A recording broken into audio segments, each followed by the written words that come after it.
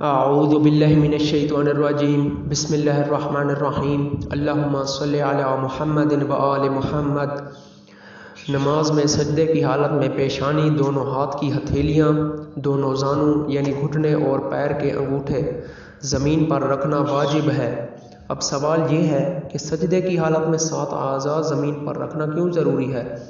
اس بارے میں نبی کریم صلی اللہ علیہ وآلہ وسلم کا فرمان ہے، خداوند عالم نے تمہیں 7 چیزوں سے خلق کیا ہے اور 7 چیزوں سے رزق دیتا ہے، لہذا 7 چیزوں پر خدا کو سجدہ کرو۔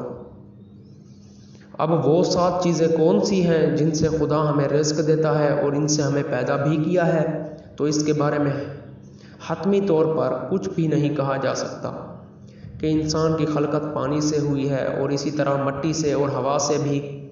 یہ چیزیں ہیں جن سے انسان کی خلقت میں دخیل ہے اور ان سے انسان کو خدا نے رزق عطا کیا ہے، لیکن ان کی دقیق کسی تفسیر میں بیان نہیں ہوئی۔ اللہم صلی علی محمد و آل محمد وعجل فرجہم۔